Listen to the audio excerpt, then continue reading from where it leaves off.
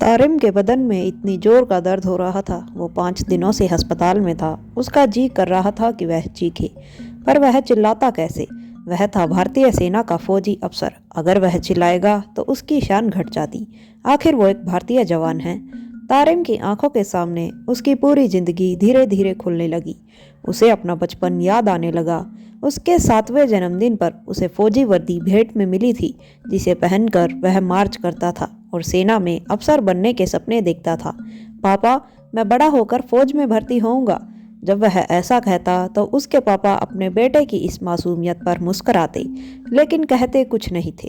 Tarim के पापा एक बड़े व्यापारी थे। उनका इरादा था कि तारिम कॉलेज खत्म करने के बाद उन्हीं के साथ मिलकर खुद एक मशहूर व्यापारी बने। उन्होंने सोच रखा था कि मैं तारिम को फौज में तो किसी हालत में नहीं जाने देंगे। अचानक तारिम के बचपन की यादों में किसी ने बाधा डाली। उसके कंधे पर एक हाथ आया और उसके साथ किसी की सिसकियां गूंज उठी। तभी एक मधुर सी आवाज आई, तारिम। और फिर एक सिसकी सुनाई दी। फिर सुनने में आया, तारिम। तारिम ने सिर घुमाकर देखा कि उसकी माँ उसके पास खड़ी थी। वो अपने बेटे को होश में देखकर खुश थी, पर तारिम इस हालत में अपनी माँ से नजरें नहीं मिला पा रहा था और उसने अपना सिर घुमा लिया। तारिम की जिंदगी की कहानी फिर उसकी आंखों के सामने से गुजरने लगी। जब वह सीनियर स्कूल में पहुंचा तो एनसीसी में भर्ती हो गया। वह फौज में जाने की पूरी तैयारी कर रहा था। स्कूल खत्म होने के बाद तारिम के पापा ने कॉलेज भेजा। कॉलेज तो उसी शहर में था, पर उन्होंने तारिम का हॉस्टल में रहने का बंदोबस्त किया। वह इसलिए कि तारिम के पापा का ख्याल था कि हॉस्टल में रहकर उनका बेटा खुद अपने पैरों पर खड़ा होना सीखेगा। उस जमाने में मोबाइल फ़ोन तो थे नहीं, इसलिए तारिम हफ्ते में एक बार घर पर फ़ोन कर सकता था, अपना हालचाल बताने और घर की खबर लेने के लिए। उसके पापा उससे हमेशा कहते, बेटे, याद रखो कि कॉलेज ख़त्म करने के बाद तुम व्यापार में मेरा हाथ बटाओगे। आखिर एक दिन यह सारा कारोबार तुम्हारा ही होगा। तारिम को अपनी आंखों के सामने फौजी अफसर बनने का सपना टूटता सा दिखने लगा। वह हिम्मत हारने लगा। एक दिन तारिम कॉलेज से हॉस्टल जा रहा था तो रास्ते में उसे एक आदमी सड़क पर पड़ा मिला। तारिम ने उसे उठाकर हॉस्पिटल पहुंचाया और उसका इलाज कराया। उसके इलाज के बाद उस आदमी ने बताया वह एक फौजी है और वह अपने घर लौटा है। फौज का नाम सुनते ही तारिम की आंखें चमक उठी और उसका मन में दबा सपना फिर उछलने लगा।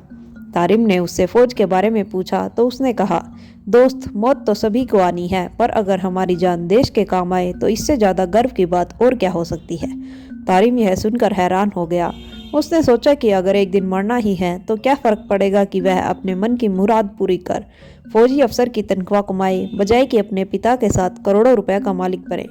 उसने पक्का इरादा किया कि वह फौजी अफसर ही बनेगा।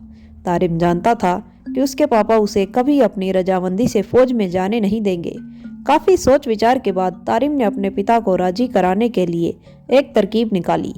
एक दिन जब देर शाम तारिम के पापा घर लौटे और उसके कमरे में गए तो उन्होंने उसकी टेबल पर एक चिट्ठी पाई। लिखा था, पापा, मैं घर छोड़कर फौजी बनने जा रहा हूँ। मैं जानता हूँ आप इसके लिए कभी तैयार नहीं होते, इसलिए मजबूरन मुझे ये फैसला लेना पड़ा। मैं अब फौजी बनकर ही घर लौटूंगा। आपका आज्ञाकारी बेटा तारिम। तारिम की चिट्ठी पढ़ने के बाद उसके पापा की आंखों के सामने अंधेरा सा छाने लगा। तब तक उसके कमरे में उसकी माँ आ गई। तारिम कहाँ है? माँ ने पूछा तो तारिम के पापा की आवाज़ बड़ी मुश्किल से उनके गले से निकली, पता नहीं। तारिम की माँ ने कहा, तकरीबन 1 घंटे पहले उसने कहा था वह बाहर जा रहा है और शायद देर से लौटेगा। पर बात क्या है? आपकी तबीयत कुछ ठीक नहीं लग रही है। तारिम के पापा ने बिना कुछ बोले जमीन पर गिरी चिट्ठी की ओर इशारा किया। उसकी माँ ने चिट्ठी उठाई और पढ़ने लगी। मेरे प्यारे पापा, जो इस चिट्ठी के पिछली तरफ लिखा है वह सरासर झूठ है। मैं अभी तो कहीं नहीं जा रहा हूँ। आपसे इजाज़त लिए बिना मैं कभी नहीं जाऊँगा। मैं अपने दोस्त मनोहर के घर पर हूँ। हम देर रात तक टेलीविज़न पर क्रिकेट मैच देखेंगे और फिर मैं वहीं सो जाऊँगा। मैंने मनोहर के मम्मी पापा को बताया है कि मुझे उनके यहाँ रात बिताने में कोई दिक्कत नहीं है। मैं आप लोगों से कल सुबह मिलूँगा। मैंने जो पिछली तरफ लिखा है वह तो इसलिए ताकि आपको महसूस हो कि मेरा फौज में जाना बेहतर होगा, इससे पहले कि मैं कोई गड़बड़ी वाला काम कर लूँ। तारिम के पापा ने ठंडी सांस भरी और मन ही मन बोले, तू जीत गया मेरे बेटे, मैं हार गया। तारिम ने फौजी बनने का इम्तिहान आसानी से पास किया। सिलेक्शन बोर्ड के इंटरव्यू में भी उसके अच्छे नंबर आए। फिर देहरादून की मिलिट्री एकेडमी में उसने 1 साल की तालीम पाई। उसके बाद उसके बचपन का सपना पूरा हुआ और वह फौजी अफसर बन गया। कुछ साल बाद लड़ाई छिड़ी। तारिम की पलटन दूसरे फौजी बेड़ों के साथ वहां पहुंची। तारिम उस समय छुट्टी पर था। उसकी छुट्टियां कैंसिल हो गई। वह लौटकर अपनी पलटन में आ गया। तारिम ने अपनी कंपनी के साथ दुश्मन पर धावा बोला।